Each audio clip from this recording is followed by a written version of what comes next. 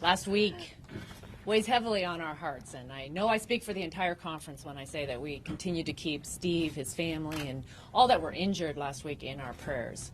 We saw tremendous courage from our Capitol Police, from Agent Greiner, from Agent Bailey, and they risked their lives so that there wasn't a worse tragedy. And we're grateful for their service every day, and we owe them just a debt of gratitude. As we continue our work in the People's House, we're reminded how grateful we are for every day. We're reminded that we are stronger when we are united, and that as a country we must come together. We must come together around common values, common decency for everyone in this country, a common love for this country. One unifying vision that we have for every person in this country is the opportunity for a better life. And it often comes with a job. And I'm very excited today, this morning, to have G.T. Thompson and Carlos Cabello, two members that have taken the lead on legislation this week that's focused on workforce development, the importance of skills and education to getting a better job. Last week, President Trump announced his apprenticeship program expansion through the executive order, and we're building on that this week with legislation that is going to give people more opportunities for those higher, good-paying jobs. A job is so much more than a paycheck. It's what gives you purpose, dignity, it's the opportunity for a better life. So thank you, Cabello and Thompson, for your work to help build the workforce of the future and help Americans get the careers that they need. Thank you.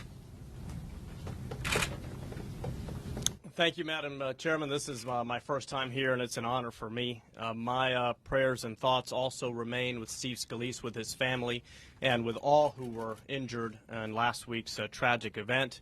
And I agree with Kathy McMorris-Rogers. We must come together as a country and heal.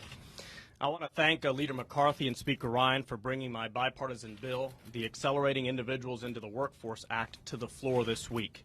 I also want to thank Chairman Brady and Ranking Member Neal for their support in the committee, and my Democratic colleague, Congressman Davis, for being my partner in this legislation. The federal government spends more than $500 billion each year on measures to combat poverty.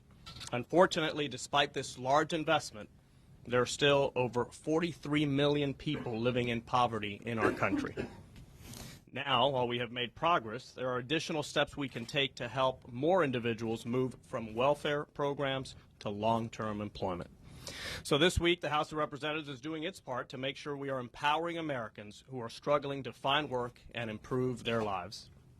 H.R. 2842, the Accelerating Individuals into the Workforce Act, bridges the gap between low-income Americans looking for work and employers who want and need to fill jobs. It incentivizes employer partnerships with state and local agencies to provide jobs and work experience, including apprenticeships. And this all goes to recipients of the Temporary Assistance for Needy Families program, transitioning them out of welfare and into the workforce. The bill also empowers local communities by giving them the ability to control how TANF dollars are spent instead of forcing them into an inflexible Washington-based program. A job is something that dignifies the human condition. It is an opportunity for every individual to make a contribution to their families, their local communities, and to our country. This bill is an innovative solution that will give more people access to that opportunity. We'll be voting on this legislation Friday, and given that poverty is an issue that affects every district, I encourage all of my colleagues to support this bipartisan legislation and help the neediest Americans get on a path to success.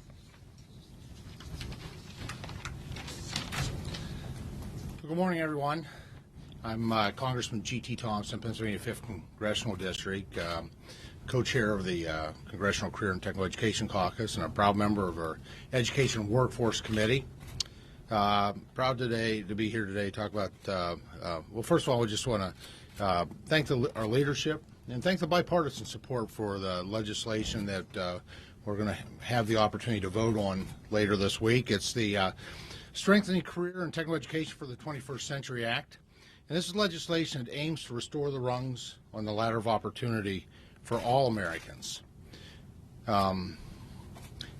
You're like me.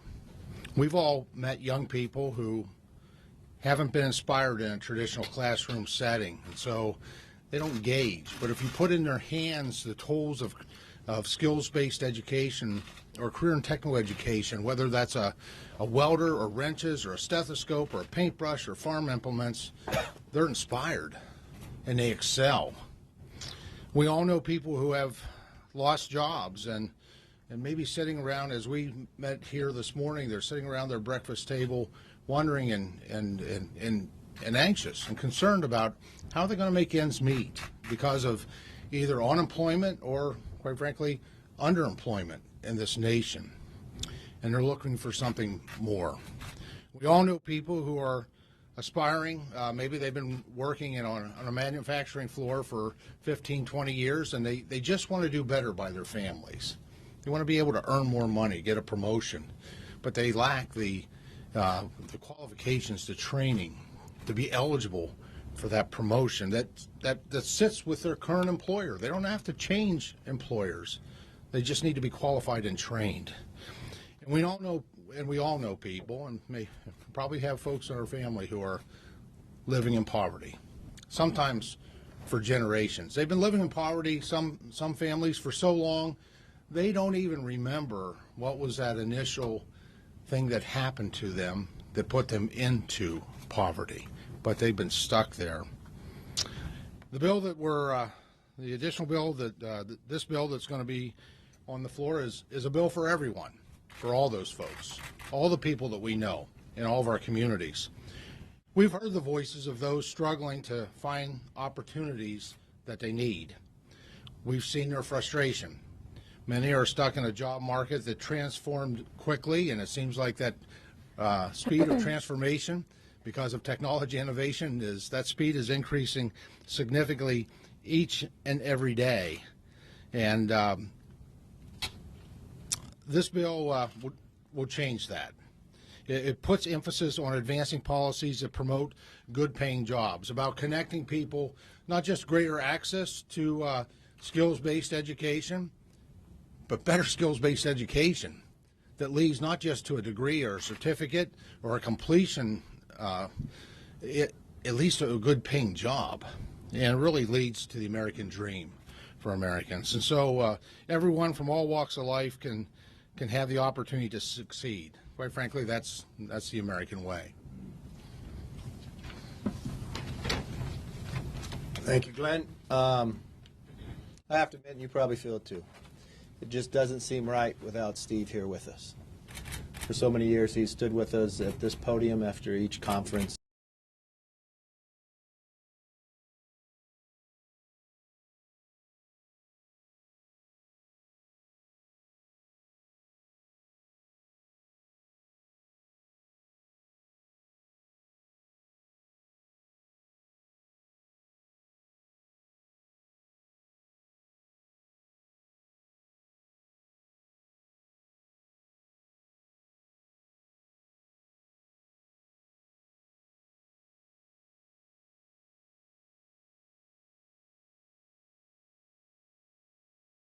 In my own hometown, that Bakersfield Junior College, place that I attended, their technical work there, 8 out of 10 students, when they graduate, almost immediately put into a job above the median income.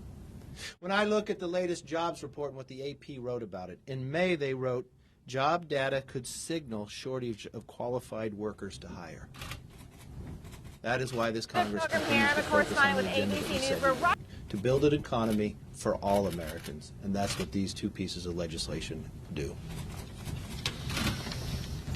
Yeah, first of all, I want to thank all of you for your prayers for Steve. I've spoken to a number of you personally because you know Steve, and I want to thank you for your outpouring of support and your prayers. He is on the road to recovery. It's going to just take some time. Also, as you know, the president visited Wisconsin to highlight this very issue that we're talking about, that GT and Carlos brought to us. He was at Waukesha County Technical College. Ours is a state with a very low unemployment rate. In fact, the unemployment rate in Wisconsin is the lowest it's been since 1999. So we've got jobs, but the challenge that we have where I come from is we need workers with the right skills to fill those in-demand jobs. We have to close this skills gap. This is huge in the Midwest. It's something I hear about every single time I tour a business. So we've got to make sure that we can get people with the right skills. And while we talk a lot about college, there is just no one-size-fits-all solution here. We need to renew our emphasis on trades, on apprenticeships, on career and technical education. This is how we help get people into jobs that will double and triple what they're already making and put them on a steady career path. You can do really well in Wisconsin and have a great life and a good future for your family with a good technical skills job. So the work that Carlos Cabello, Glenn Thompson, and the people at the Education and Workforce Committee, the work that they're doing is all about making sure that it pays to work and getting people out of poverty and onto the ladder of opportunity. This is one of the most important contributions we can make in this Congress to improve people's lives. But if you look back over the last month or so, whether it's sending regulatory reform to the president's desk, whether it's passing the Choice Act to help community banks help these small businesses get the capital they need to grow and hire, or taking the action to expand career and technical education, we are in the midst of delivering on our agenda to address the problems that people face in their daily lives. That's why we were elected, that's what we ran on, and that's what we are doing. Questions? Mr. Speaker, thanks for taking my question. Kelly with CQ. Will the House accomplish a 12 bill omnibus before August, and how? We're having that conversation. The reason we were late with you today is because we're having that family conversation.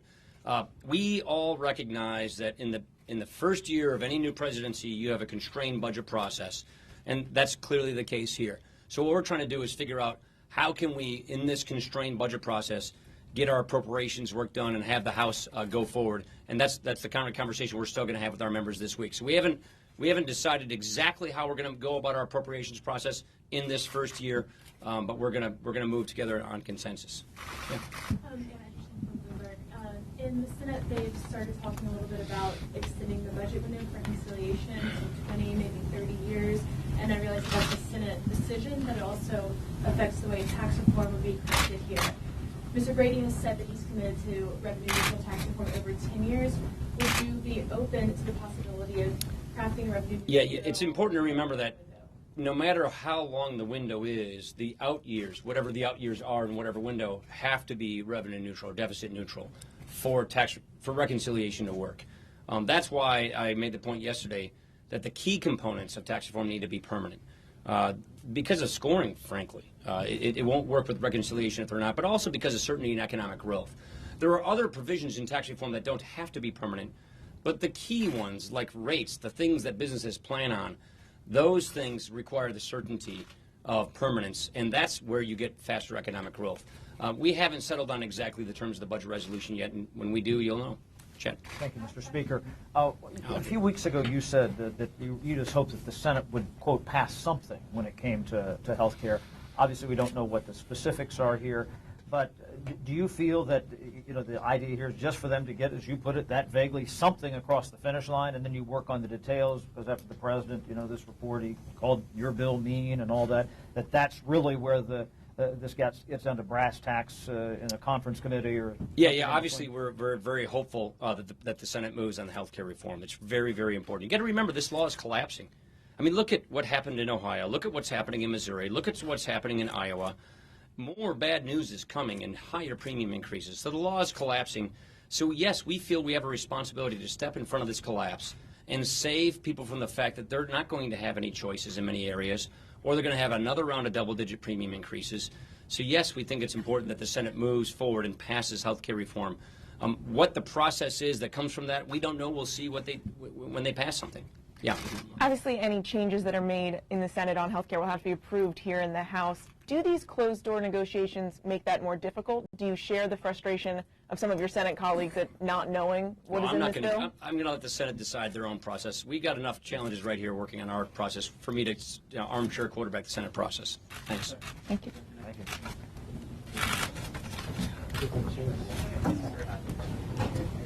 All right,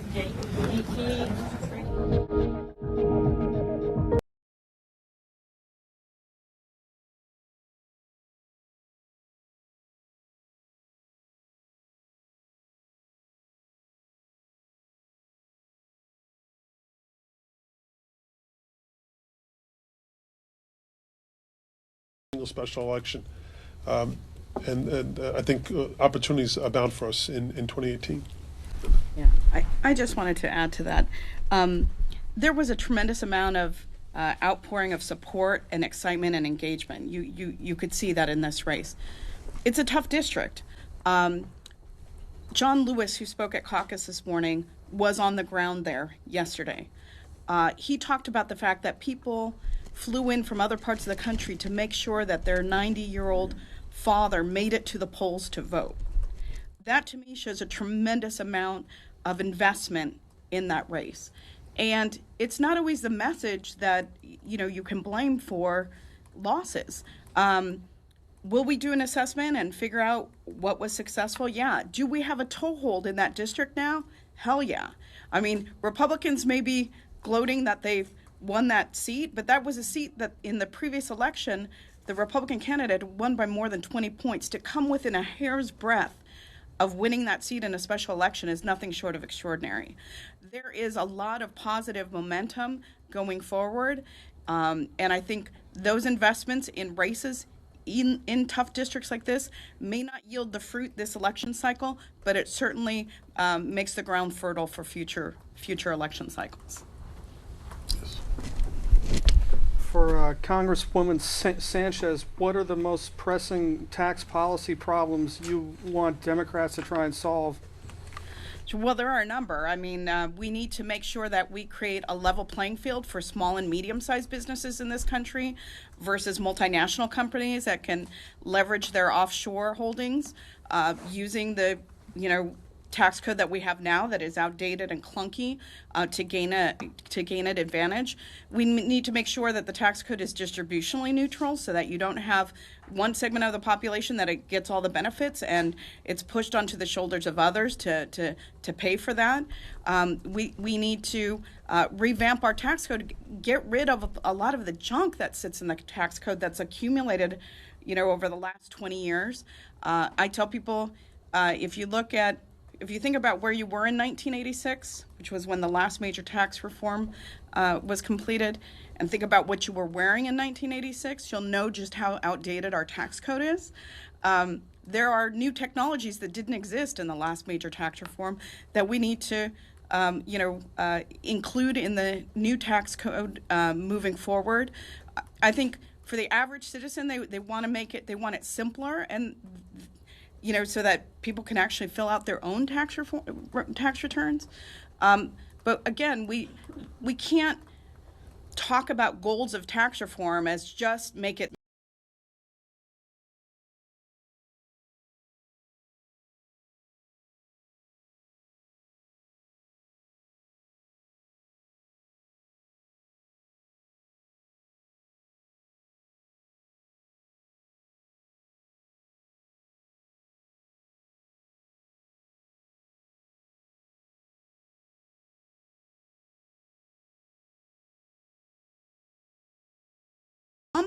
giving some relief to working parents and working families. The cost of childcare, if you're a working parent, and I'm lucky that I'm not a single working parent, but there are plenty of single head of households out there that have to decide whether to even go back into the workforce because the cost of childcare pretty much eats up that paycheck. We have people that are not participating in the workforce that could be because the cost of childcare is prohibitively expensive. So there are a whole host of priorities that I have for that tax code that members on the Democratic side have some great ideas. We're not being consulted. We're not being asked for our ideas. The tax bill, much like the healthcare bill in the Senate, is being worked on behind closed door, very small group of people. We get dribs and drabs of what might be in it, and when we ask questions, nobody answers our questions with any specificity. This is not a way to create good policy for America, to have 2 or 3 people in a room writing something without vetting it, without hearings on it, without markups on it. Just not a good way to create policy, and that was never intended to be the way that we legislate up here. Yeah. Heather. Thank you. I saw your hand before, that's why. Predetermined whatever you sign, Mike. How effective were the GOP ads vilifying Leader Pelosi? How much do you think they contributed to the loss in Georgia? And how do you take back the House if they keep up this barrage heading into the midterm? This is nothing new in terms of using political figures to attack, and I think both sides are somewhat guilty of doing that, or if that's the right term, we use those ads. Even John Boehner had them used against him, Paul Ryan, we do. I think what I can say to you is something that I found sickening was the use of an ad based on the shooting that took place last week here in Washington. The gross nature of that advertisement to incentivize those who would blame the far left or the left or Democrats, quite frankly, for that incident. That ad was not taken down soon enough, that some networks ran it, even though they probably knew it was beyond the pale, as we say. I think we'll have an opportunity to look at all the ads on all sides that were ran, all the issues, all the warts that existed in evaluating the results of this election, but the day after is a little too soon to be making evaluations. But I can say that whether it's the incredibly negative ads towards Leader Pelosi, but in particular light, the ad in reference to the shootings at last week's baseball practice, I found personally incredibly volatile and disgusting. Come to Mike, and I'll come to you. You mentioned that nobody back home is talking about Russia or talking about Putin, but a lot of Democrats here on Capitol Hill are talking about Russia and talking about Putin, and there's a certain level of indignation, and you're trying to focus on that element of the story. As you refocus, as you said, the message post-Georgia, do you think that you're focusing too much on that issue, and do you think you're focusing too much on Donald Trump in particular, like you did in November 2016? Yeah. Our democracy was attacked, and I think it's worthwhile to spend time trying to investigate how and why that happened. And so I think discussion of Russia and potential Russia connections is a valid one, and we have investigations that are going on, and we want those to continue. We want to see where the facts lead us, and I think it is important to keep our eye on that issue. But we can walk and chew gum at the same time. When I go back to my district, my constituents, some of them are upset and want to see where the investigations lead. But I would say the majority of the people in my district talk about other issues that impact them on a day-to-day basis. Will they have a job? Will they have financial security to be able to retire that impact them on a day-to-day basis? Will they have a job? Will they have financial security to be able to retire? Will they? And I think those are more real issues for constituents that are struggling. So I talk about those, but I also talk about what is going on, because it's important that we get to the bottom of what has happened. And I am hopeful that the independent investigation of Mueller will yield the answers that we deserve to have as a democracy. I mean, we need to know what happened so that we can prevent any foreign government from trying to meddle in our democracy in the future. But it's a balance, and at the national level, it's a worthy topic.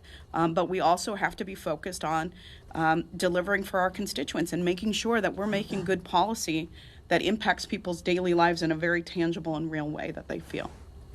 I would just also add that I think Linda's right. We can walk and chew gum at the same time. I don't want to be interpreted as saying that no one cares about Russia. We certainly care about Russia. The American people do care about that.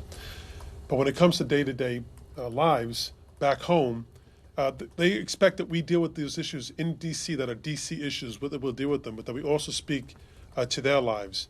You know, what's enshrined in the Declaration of Independence of life, liberty, and the pursuit of happiness. They feel that their pursuit of happiness is being denied in some respects, and we need to be speaking to those issues here in Washington on health care, what's happening in the Senate. As we're focusing on the issues of Russia, Mitch McConnell, who wasn't born yesterday, understands that when the focus is over here, don't pay attention when I'm doing over here. Keep looking at Russia, keep looking at these issues, which we should, but over here, I'm gonna run the Senate in a way that is antithetical to the traditions of the Senate. Do it in a backroom deal, without the input of even the majority members. Most of the majority members have not had any input in terms of what they're creating, let alone the Democratic members of the Democratic caucus in the Senate, and that they expect to possibly have a bill voted on tomorrow. Even in the House, we had some committee movement. Albeit on the second go around, they deemed it as already having passed out of the committee, which was a farce. But at least we had the committee votes. They're not even. They're just throwing that all the way. Any hearings, any discussion, just vote tomorrow. All in this effort, again, not for a policy achievement, but for a political achievement to pass something before the 4th of July break. That's not the way in which we should be conducting our business here. And the American people expect us to be acting in a much more mature way than the Senate is acting today. Yes. Councilman Sanchez, there was a report today on Blue Dot Democrats trying to broker a deal on tax reform. Do you see that as a way of getting Democratic input on the bill? There's a, Blue Dot Group is a small group, a subset of the Democratic caucus. I think a better way of dealing with tax reform would be to talk to the actual members on the committee. It'd be nice if our Republican counterparts actually talk to members that work on those issues on a daily basis, but that is not happening. And again, that's not how you craft good policy. So we'll wait and see what, if anything, comes of those discussions with the Blue Dogs. But I think ultimately you're going to need committee Democrats to create a bipartisan bill that is a good bill. Yeah, I think there may be only one member of the Blue Dog Coalition as a member of the Ways and Means Committee. So, yes. Congressman Kelly with CQ. Sorry I was late. I just came from the GOP conference. Sorry if you came late. We can't answer any questions. What? Please. So, no, basically the discussion today at the House budget, or the House GOP conference, was the budget. And some members are advocating a 12-bill omnibus before the August recess. Ryan Costello, for example, said he wants 3 votes instead of 12 votes. They're talking about giving more power to the Cardinals, the appropriations Cardinals. Can you just give some reaction from the Democratic side as to what the feasibility is for an omnibus before August?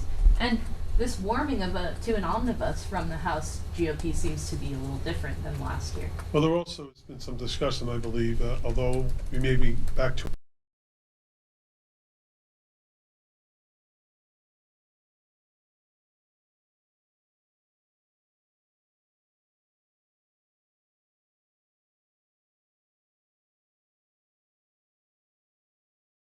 deadline, which has been the case over the past few years, which I think has been unsettling to the point that it's actually downgraded our credit rating. That's not the way in which we should be conducting the people's business. I do think that when the Cardinals, or in this case, in layperson's terms, when the members of the committee can actually work the committee's will in a bipartisan way between the majority members of the caucus and the chairs of the subcommittees and their ranking members and the Democratic involvement, the outcome tends to be much better than when it's a one-sided bill. And so I would encourage regular order in the sense that we are talking to each other. We saw that happen in the omnibus bill that we passed through the end of the year that had both Democrat and Republican support for Democratic and Republican support for that bill. But that remains to be seen as to what extent, moving in that direction is. Will they include Democrats in those discussions? And if they do, and I hope they do, I think the outcome will be better. Just to clarify, they seem to be discussing truncating the appropriations process, giving the heads of the subcommittees more power to be able to try to move a bill more quickly because of the truncated schedule. Look, I do think that these are issues that need to be done in the light of day. Need to be. That that we hear from witnesses, we hear from testimony from folks. I do know that the budget as proposed by the president is one that I could never support. And I think, quite frankly, a majority of my Republican colleagues wouldn't want to support the president's budget either. That may be... Why there's appetite. Sorry? That may be why there's appetite for that one. Yeah, to move in some other direction. I do know that time is of the essence if they're trying to do that before July. I think that, again, if the product is hurt because of the timing of it, that may be something we have to look at. But certainly giving some solace to the American people, if the product itself is a good product, we can get it passed before the August break. That's something Democrats, I think, would look at. Thank you. Yes. Last question. Is that for two questions or okay? Mr. Crowley, you discussed this need for an evaluation, but it's too soon to do it. But I'm curious to know, when are you going to do it? And who's going to be in charge? Is it the same people who were responsible for running the Democratic efforts in these elections that you lost? Well, as I said, we've already had some discussion this morning about it. No one's putting their head in the sand. We've expressed, as I said earlier at this press meeting, that we're disappointed. We didn't win. The one thing we could say about the three of us here and all of our colleagues on both sides of the aisle, we're very competitive. A win is a win. We want to win. We also know we're not going to win every time. And really the focus for us is about 2018. And what can we learn from these snapshot elections that take place all around the country? I think you have to keep in mind, that these special elections were created not because someone, passed or some other incident happened or retirement or they decided to leave. They were handpicked by the administration to take positions within the administration. Now, typically, they don't go and pick folks in districts where they think they're going to lose that seat to a Democrat. They pick people who are in safe and tough districts for Democrats to win. So I think we have to also keep those things in mind. And then at the same time, how close Democrats did come to winning those seats. Again, it's not a win. We want the win. We'd like to have that talking point. But I think focus here is on what do we need to do to win in 2018? And that's what we'll have a discussion on, as well as the results of these elections. And we'll continue to do that. We continue to learn from these elections, and that's what we should do. Linda, do you want to? Well, I would just say that it was a collective effort in that race. You did have the DCCC involved. You have the candidate, of course, DNC, and activists from different parts of the district. Doing the postmortem will take some time, and we will have caucus-wide discussion, I'm sure of it, to try to do an assessment. It typically starts with an analysis of the data, but then you bring in other aspects like messaging, and I'm sure we'll have a fuller discussion among the caucus as we get, the data back. But it's a little bit early to stand here and give you a reason why that we were not successful there and, what needs to change. I think that discussion will happen, that will unfold over the next couple of months. And just one last announcement. I was very proud last week to announce the creation of a task force within our caucus on national security. And as we're here at this press conference, their first meeting is taking place over in HVC 200. And their first guest is Madeleine Albright. So already we're off and running on those issues, and it's critical to our caucus that we broaden out the voices within our caucus on these issues. So if you want to grab them after their meeting is over, they're just right down the hall. There's also a media avail at 11:15 with Madeleine Albright. Okay, media avail 11:15 with Madeleine Albright. Where will that be? 1416 Longworth. 1416 Longworth. There you go. Thank you all very much.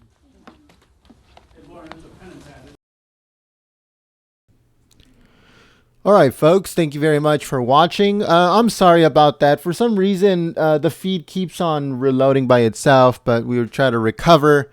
So we apologize. We're going to fix that. I don't know why it's been happening lately. But anyway, President Donald Trump is having a rally today. He's going to speak twice. First, he's going to speak regarding small business, regarding trade, all that stuff. He's going to speak first. That starts at 4 p.m. Pacific, 7 p.m. Eastern. And then after that, he's going to speak at the rally that is set up in Iowa. So we're going to have two President Trump speeches, one after the other. So join us, and we will be covering that live. The link is in the description below. I'm also going to try to put it on the chat, and I hope that you guys join us. Again, the link for it is in the description below, and I hope that you guys join us. It's also on our main channel, so if you just click on our avatar, it will take you to the main channel, and it's on there. I hope that you guys join us, and I hope to see you guys here next time, later on today. Thank you very much, everyone, and thank you to the moderators that showed up and try to keep the chat clean and enjoyable for everyone. I hope to see you guys here later on today for President Donald Trump rally, and I'll see you soon. Peace.